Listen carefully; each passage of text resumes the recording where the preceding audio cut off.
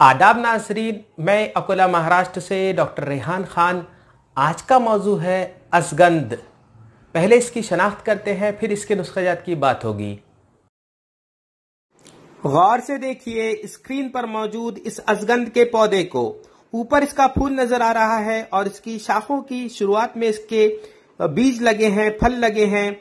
हम थोड़ा सा इसको दूर से देखते हैं इस पौधे को। ये देखिए, इसी की तरह और एक पौधा होता है जिसे विथेनिया कोएगुलेंस कहते हैं।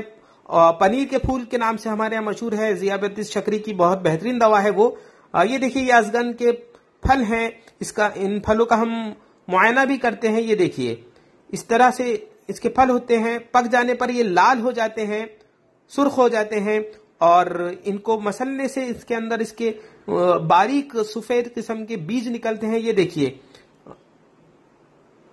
इस तरीके से अंदर का फल है और उसके अंदर ये बीज है। ये देखिए, बारीक किस्म के इसके बीज होते हैं सफेद।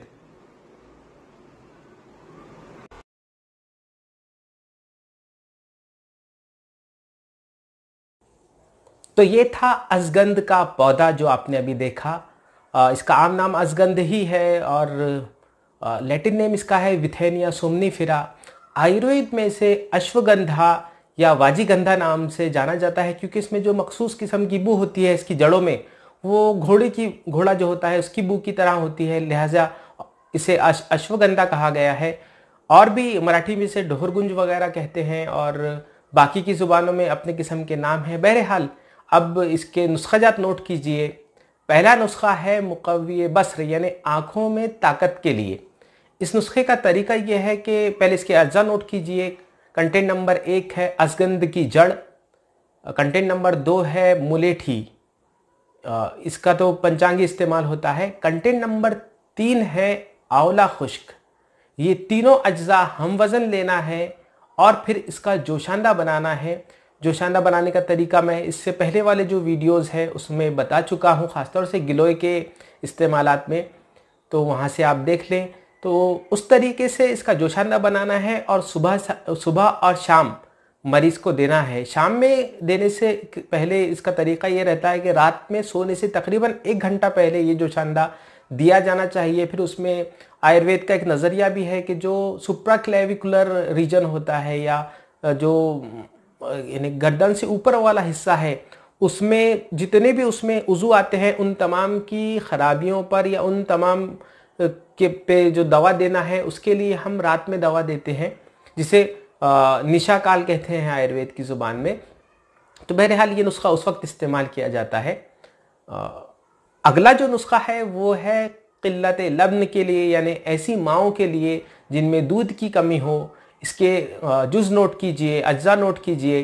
कंटेंट नंबर 1 है अजगंद नागोरी की जड़। कंटेंट नंबर 2 है मुलेठी। कंटेंट नंबर 3 है इसके अंदर बिदारी कंद। बिदारी या विदारी कंद या प्यूरेरिया ट्यूबरोजा जिसका लैटिन नेम है, वो लेना है यहाँ पर। तीनों ही अज्जा हम वज़न लेना है और फिर इसका दूध में जोशांदा बनाना है और वो जोशांदा सुबह या शाम या वक्त ज़रूरत 3 वक्त भी लिया जा सकता है। तो इस तरह क़िल्लत लब्न के मरीज़ा में ये नुस्खा इस्तेमाल होता है। अगला जो नुस्खा है वो है मुहल्लिल बलगम के तौर पर या मुखरिज बलगम के तौर पर। आयुर्वेदिक क्लासिक बुक्स में और ख़ासतौर से जिसे कहते हैं वाग्भट संहिता या जिसका नाम है अष्टांग हृदय, उसमें ये उसका रेफरेंस है इस चीज़ को। इसमें करना यह है कि अजगंद की जो जड़ है उसको लाकर उसका कोयला तैयार करना है। आम किताबों में तो उसकी राख लिखी है, लेकिन जो क्लासिकल आयुर्वेद बुक्स है उसके अंदर इसका कोयला इस्तेमाल करने को कहा गया है, यानी इसकी मसी इस्तेमाल करने को कही गई है। मसी लफ्ज़ सिया से बना यानी काला होता है। तो बहरहाल इसका कोयला बनाना है। कोयला बनाने का तरीका यह है कि अजगंद की जड़ का सुफूफ तैयार कीजिए और उस सुफूफ को जो भी हमारे पास बर्तन है उसमें इतनी देर तक जलाइए कि वो यानी उसकी राख नहीं बनना चाहिए, सिर्फ कोयला ही उसका तैयार होने को होना, यानी जो उसके अंदर स्याही है वो बाकी रहना चाहिए और जो उसके अंदर जो राख का जो रंग आता है वो उस स्टेज से पहले ही उसको बुझा देना है। तो जब इस नोयत पे वो आता है और इस तरह वो तैयार हो गया तो उसके बाद इसका और फिर एक बार सुफूफ बना लीजिए और इसका जो मकदार खुराक है वो है तकरीबन 3 से 5 ग्राम सुबह, 3 से 5 ग्राम शाम, शहद के साथ इसको देना है। ये नुस्खा मुखरिज बलगम और मुहल्लिल बलगम है और फेफड़ों को ताकत देने में भी फ़ायदा पहुंचाता है और सिलवदिक की जो खांसी है वहाँ पर भी इस्तेमाल किया जाता है। अकेला ही सिंगल ड्रग इसका इस्तेमाल है। अगला नुस्खा नोट कीजिए जो कि है इम्यूनोमॉड्यूलेटर के तौर पर। दौरे हाजिर में जिस तरह एंटीबायोटिक्स का रेजिस्टेंस डेवलप हो गया है, उस वक्त ये नुस्खा बहुत मुफीद है, कारआमद है मेरी नज़र में, और मैं तो अपने मरीज़ों को देता ही हूँ ये इम्यूनोमॉड्यूलेटर के तौर पर। चूँकि यहाँ पर बहुत ज़्यादा तिब्बी इस्तिलाहात या बहुत ज़्यादा कुलियात मैं बयान नहीं कर सकता हूँ, मुझे आम तरीके से और इस नोयत से ये वीडियोस बनाना है कि एक यूनानी का एक जो बंदा है वो शुरुआती हालत में अपनी प्रैक्टिस इन नुस्खों से कर सके। बहुत ज़्यादा बड़े नुस्खे मैंने यहाँ पे नहीं बताए हैं, सिर्फ 2 या 3 कंटेंट के ही मेरे नुस्खे होते हैं, ताकि ये बनाने में और मरीज़ के लिए भी आसान हो और जो बना के दे रहा है उसके लिए भी आसान हो। बहरहाल इसके कंटेंट नोट कीजिए नुस्खे के, इम्यूनोमॉड्यूलेटर के। इसमें ये करना है कि असगंध का सुफूफ लेना है 5 ग्राम और इसके अंदर गिलोयसत मिलाना है 2 ग्राम।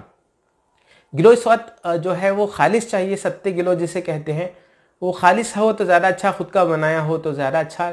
लेकिन अगर मशकूक है मामला, यानी अगर 7 किलो मार्केट से हम ले रहे हैं, तो उस हालत में बेहतर है कि 7 किलो ना मिलाते हुए इसका जो है वो दूसरा तरीका मैं बताऊंगा। पहले इसी बात को मैं मुकम्मल करता हूं कि 3 ग्राम जो है असगंध का सुफूफ, उसमें 2 ग्राम जो है वो 7 किलो मिलाना है।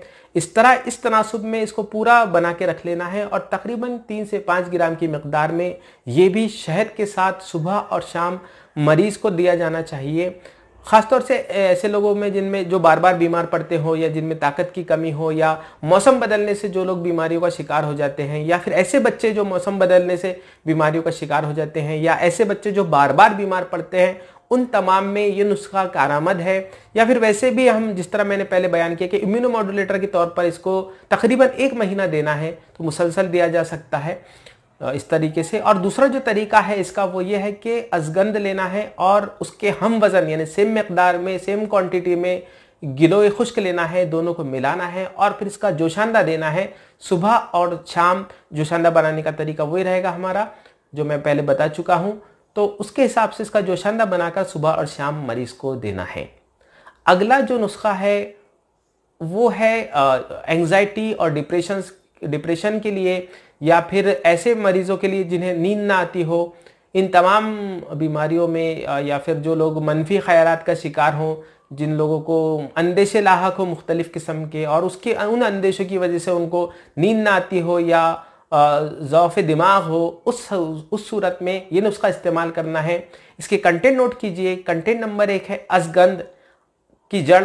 असगंध की जड़ जो है वो 2 हिस्सा लेना है और उसमें एक हिस्सा सुम्बुलतीब यानी जटामानसी जिसे कहते हैं आयुर्वेद की ज़ुबान में, तो वो मिलाना है एक हिस्सा, और इसमें मज़ीद एक हिस्सा मिलाना है ब्रह्मी बूटी।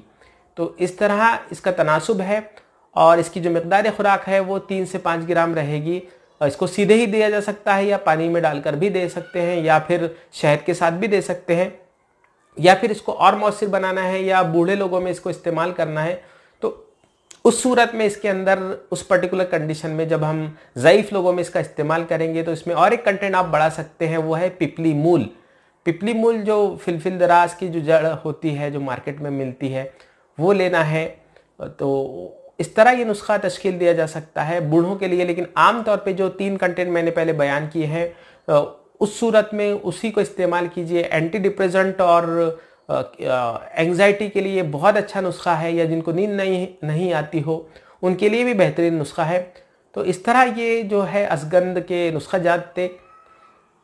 आमतौर पे जो असगंध की शनाख्त है वो है मुकव्वी के तौर पर। बेशक ये काफ़ी मुकव्वी दवा है हर एतबार से, आँखों के लिए, हड्डियों के लिए, बालों के लिए, या फिर जो जचकी की हालत में जो इस्तेमाल होता है उसके लिए। यहाँ पे और एक बात मज़ीद मैं बताना चाहूँगा कि जिन हजरात को या जिन ख़वातीन को कमर में दर्द हो, पीठ में दर्द हो, अब पीठ में दर्द होने के मुख्तलिफ असबाब हो सकते हैं। एक ये क्या स्पाइनल एनेस्थीसिया की वजह से पीठ में दर्द हो, या फिर किसी किसी को मास्टरबेशन की वजह से पीठ में दर्द हो, या किसी किसी को डीजनरेशन जो वर्टेब्रल कॉलम है उसमें डीजनरेशन की वजह से, पेन हो, तो इन तमाम हालतों में अज़गंद का इस्तेमाल है।